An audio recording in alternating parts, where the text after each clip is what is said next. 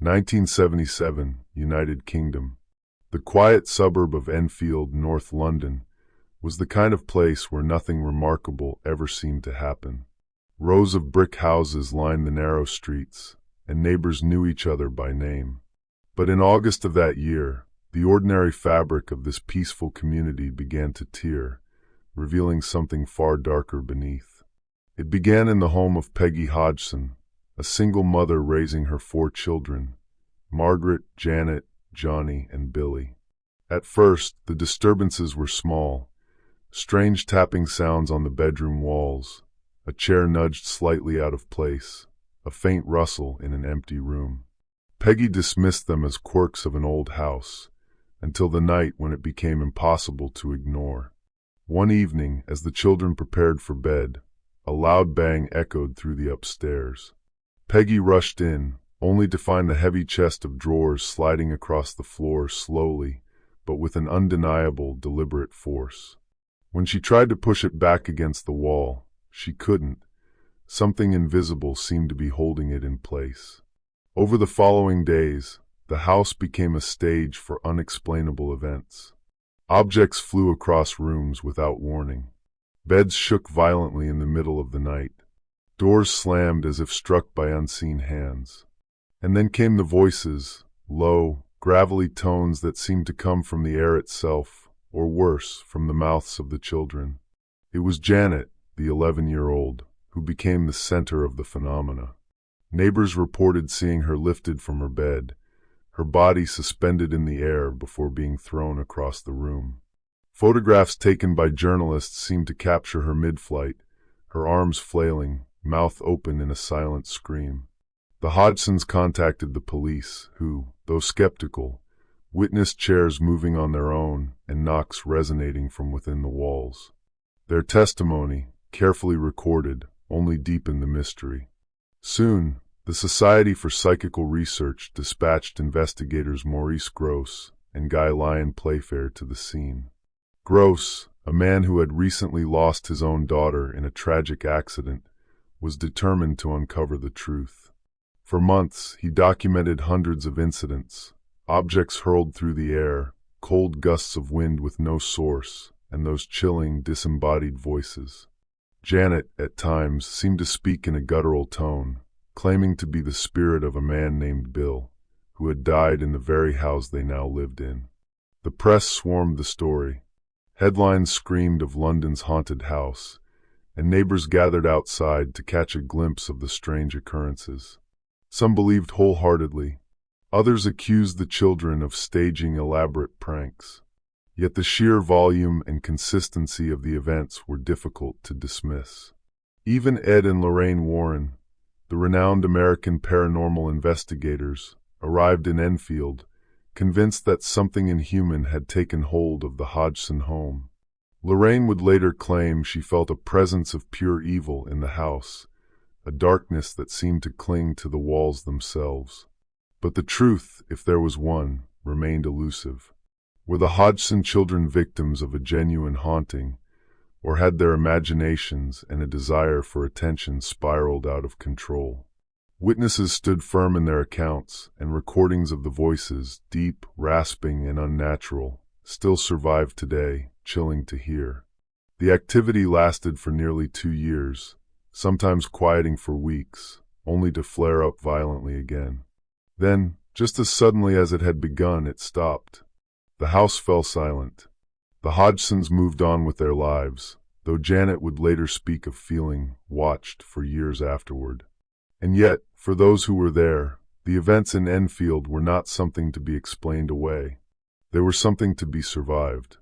The Enfield case was no longer a private matter. It had become a phenomenon that gripped the entire nation. The Hodgson home, an unremarkable council house on Green Street, was now a focal point for television crews, journalists, skeptics, and believers alike. Yet, despite the flashing cameras and the growing crowd outside, the atmosphere inside was far from a media circus. It was claustrophobic, heavy, as though the very air carried a charge. Maurice Grosse kept meticulous notes. On some nights, the disturbances were subtle, soft knocks that moved from wall to wall, like something pacing in the dark. On others, the violence of the activity was staggering. Gross described toys being flung across the room with such speed that they dented the walls. A curtain, hanging still one moment, would twist into a rope-like spiral the next, without a breath of wind to move it. And then there were the voices. They were not whispers. They were deep, gravelly utterances, loud enough to carry through the house, emerging most often from Janet. Doctors and voice specialists examined her, trying to explain how a young girl could produce such sounds without damaging her vocal cords. One expert claimed that to speak in such a manner for more than a few minutes should have caused extreme pain or even physical harm, but Janet could sustain it for hours. On one recording, the voice identified itself as Bill, claiming to have died of a hemorrhage while sitting in a chair downstairs. Investigators later confirmed that a man named Bill Wilkins had indeed lived in the house and died under those exact circumstances. This single detail gave believers a powerful piece of evidence, and skeptics a far harder time dismissing the entire case as fabrication. Yet skepticism never left the story.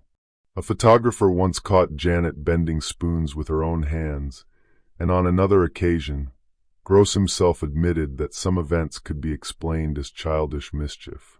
But he insisted that at least half of what he had seen could not be accounted for by trickery. The most unsettling moments often came late at night. Imagine it, the narrow hallway, dimly lit by a weak bulb, its yellow light barely cutting through the shadows. The wallpaper, already peeling in places, would tremble as if the walls themselves were breathing. A sudden thud would shake the ceiling, followed by a dragging sound, like furniture being scraped across the floor upstairs. And then silence. A silence so deep it seemed to press against your eardrums. Until, without warning, something would crash to the ground, shattering the stillness and sending everyone running. Neighbors swore they heard the screams. One woman who lived 2 doors down claimed she had seen a figure at the Hodgsons' window late at night, even though she knew the children were asleep. Another man reported a shadow moving through the upstairs rooms when no one was there. It was during one such night that the famous levitation photographs were taken. A Daily Mirror photographer, standing in the corner of Janet's bedroom, captured her in midair. Her hair streamed upward, her knees bent, her mouth open wide, not in laughter, but in something between terror and defiance. Critics said she had simply jumped from her bed. Believers argued that the angle, the distance from the bed, and the look on her face told a different story. By the winter of 1978, the strain was visible on the family. Peggy's face grew gaunt, her voice weary from retelling the same terrifying events to yet another group of visitors. The children were missing school, their nights broken by sleeplessness and fear. And Gross, though still committed to uncovering the truth, was beginning to feel the psychological toll of the case. "The house," he wrote, "has a personality of its own. It knows when we're tired, when our guard is down. That's when it strikes." Ed and Lorraine Warren's visit added another layer to the mystery. Lorraine, sensitive to what she described as psychic impressions, refused to stay in certain rooms, claiming the energy there was oppressive, almost suffocating.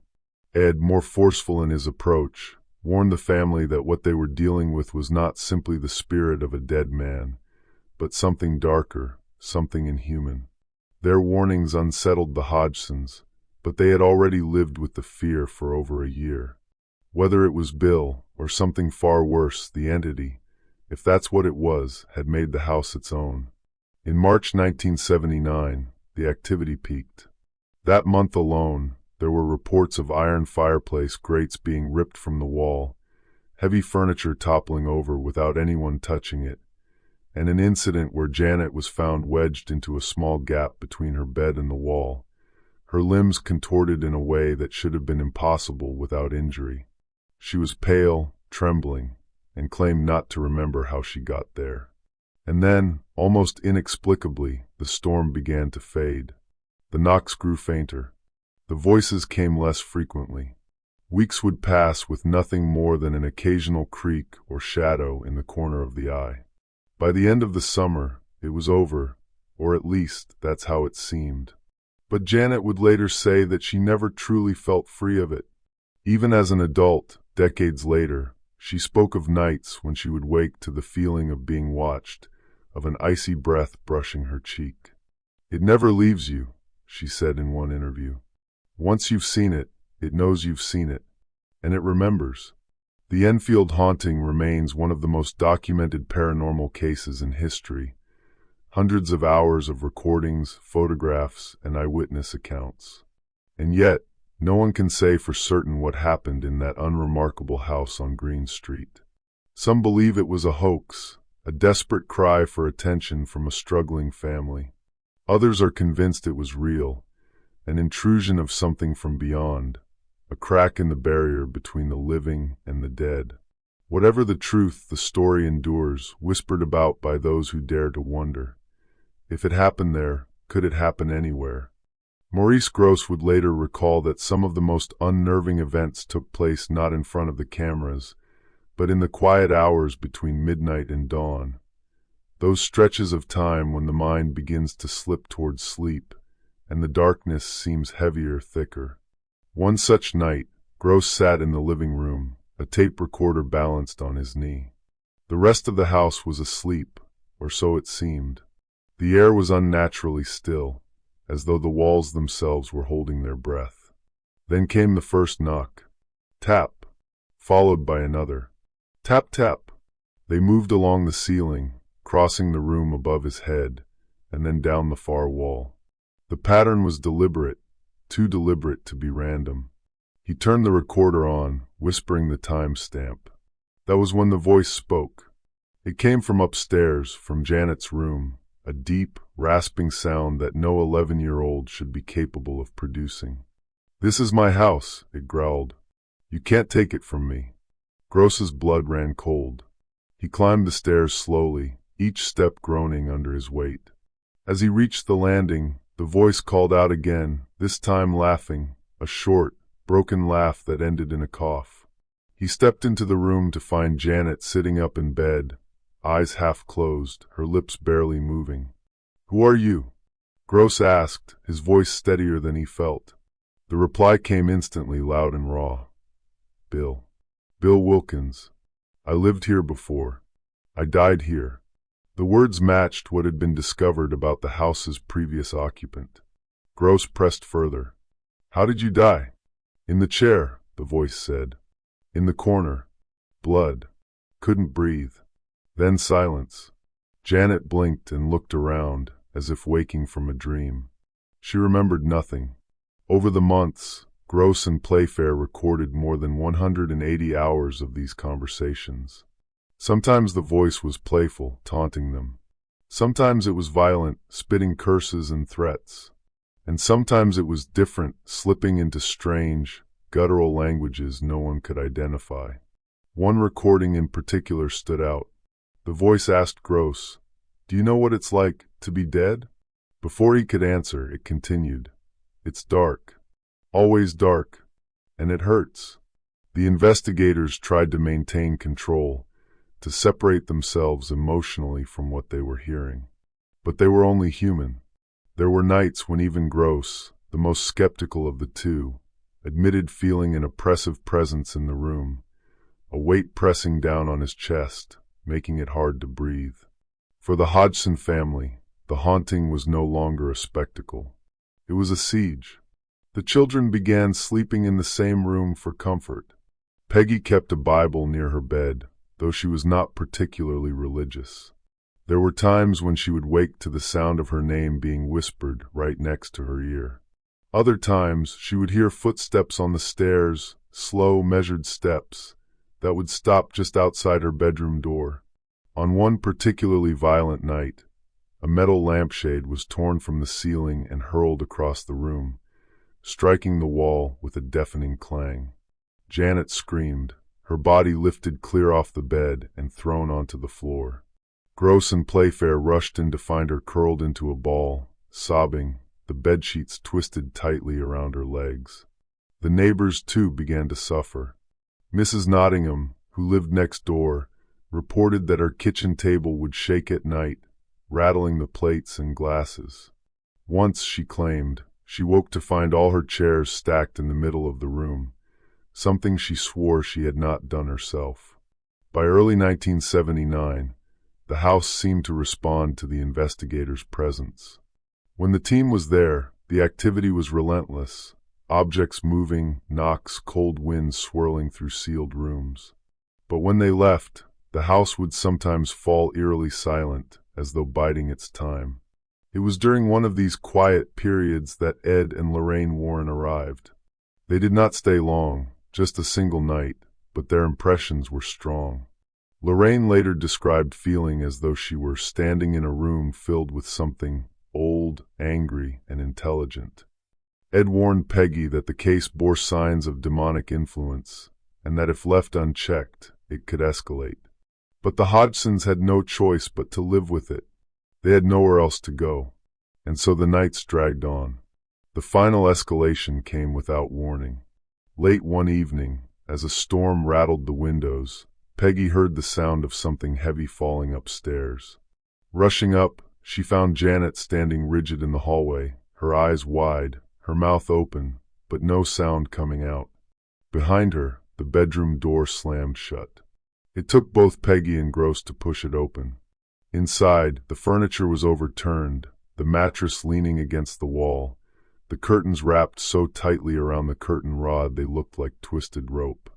And on the wall, scrawled in what looked like charcoal, were the words, "Can't leave."